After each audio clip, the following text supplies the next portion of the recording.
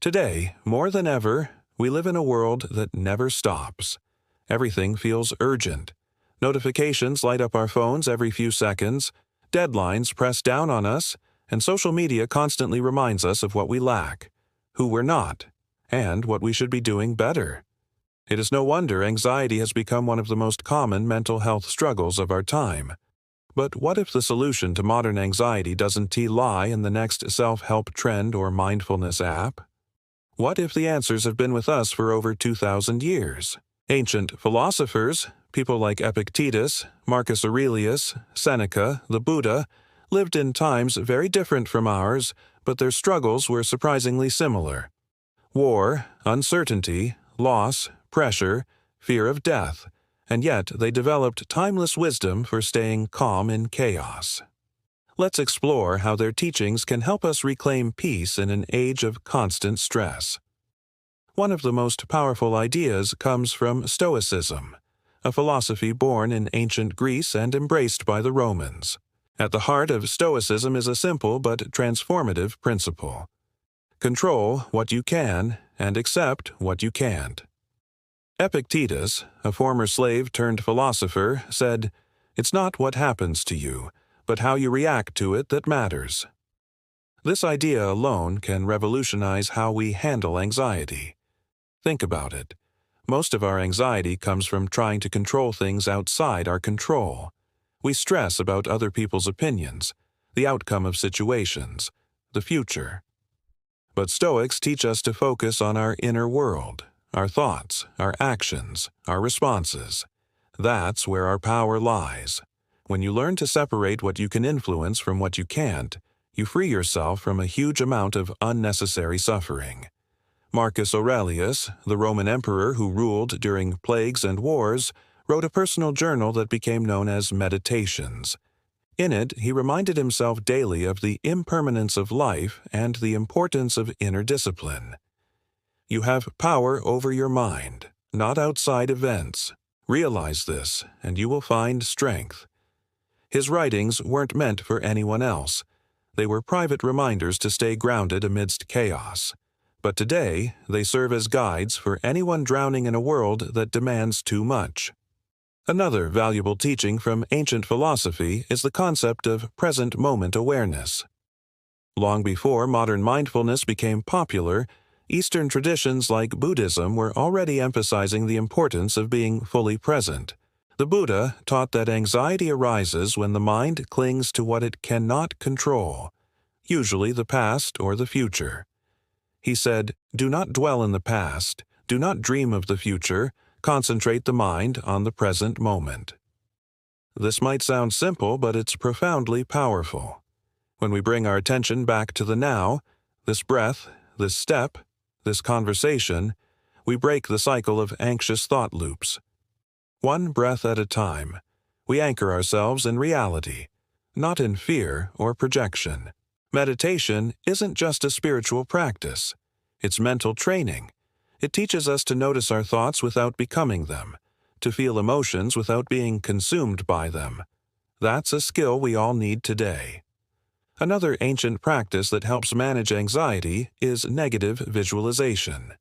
It might sound strange at first. Why would we imagine bad things happening? But the Stoics believed that preparing the mind for challenges made us more resilient. Seneca advised, "He robs present ills of their power who has perceived their coming beforehand." When you imagine losing something you value, a job, your health, a loved one, it's not to dwell on misery, but to remind yourself to appreciate what you have now and to build mental strength for when life inevitably shifts. This doesn't mean living in fear. It means facing life with eyes wide open, knowing that pain, loss, and uncertainty are part of the human experience. When we accept that truth, anxiety loses some of its grip. We stop fighting the inevitable and start preparing to face it with courage. Ancient philosophy also teaches us the value of simplicity. Much of our anxiety today comes from overconsumption, not just of things, but of information. We're constantly bombarded with news, ads, opinions, and distractions. The more we consume, the more overwhelmed we feel. The Stoics believed in living simply, focusing on what truly mattered and limiting distractions. They believed that peace came from within, not from chasing status, possessions, or external approval. Socrates, for example, lived a life of extreme simplicity. He questioned everything and sought virtue above all else.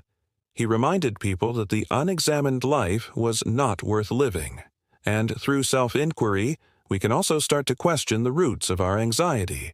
Why am I so afraid of failure? Why does this opinion bother me so much? Why do I feel the need to always be doing more? These questions lead us closer to the core of our anxiety and closer to peace. Another lesson from ancient wisdom is community. Even though Stoicism emphasized self-discipline and inner strength, it also valued shared humanity. Marcus Aurelius often reminded himself that we are all part of a larger whole. In Buddhism, the idea of interconnectedness is essential. What affects one affects all. In modern life, anxiety can feel incredibly isolating. But when we reach out, connect, and share our struggles, we realize we're not alone. This brings us to the idea of virtue, the ultimate goal of many ancient philosophies. To the Stoics, virtue meant living in alignment with nature and reason. To Buddhists, it meant compassion, right action, and awareness. What they all had in common was this: peace comes from living well, not from controlling outcomes. If you're honest, courageous, kind, and wise, even if life throws you into chaos, your inner world remains intact. That's real power. We often chase comfort as a way to escape anxiety. More entertainment, more noise, more distractions. But ancient philosophers remind us that comfort isn't the same as peace. True peace comes from clarity, self-knowledge, and discipline. From learning to be with ourselves without needing to escape. From facing discomfort with presence and courage. So, how can we apply this wisdom today? First, create mental boundaries.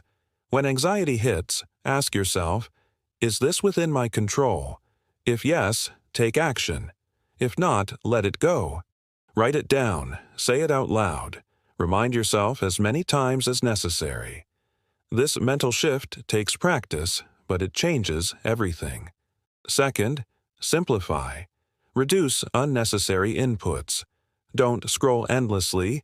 Don't compare your life to filtered highlight reels. Read more books. Sit in silence. Create space in your mind so it can breathe. Third, develop a daily practice. Meditation, journaling, or simply quiet reflection. You don't need hours. Even 5 minutes of intentional stillness can reset your nervous system. Use this time to reconnect with what's real, not what's imagined. Fourth, face your fears deliberately. Practice negative visualization, not to become pessimistic, but to become prepared. Imagine the worst, then realize you can survive it. This builds strength, not fear. Fifth, focus on virtue. Ask yourself, what would the wise version of me do right now? How can I act with integrity, patience, and compassion? That alone can turn an anxious moment into a powerful one. Finally, seek connection. Don't isolate yourself in your struggle. Share, talk, listen. Remember that being human means facing challenges, and that you're never truly alone. Ancient philosophy wasn't just about lofty ideas. It was a practical guide for living, for finding stillness in the storm, for mastering the mind instead of being mastered by it. And that's exactly what we need today. In a world that moves fast, ancient wisdom teaches us to slow down. In a world of endless desire, it reminds us of the power of enough. In a world of fear, it shows us how to choose courage. Anxiety may be a part of modern life, but it doesn't have to define us. Peace is possible, and it begins where it always has, within.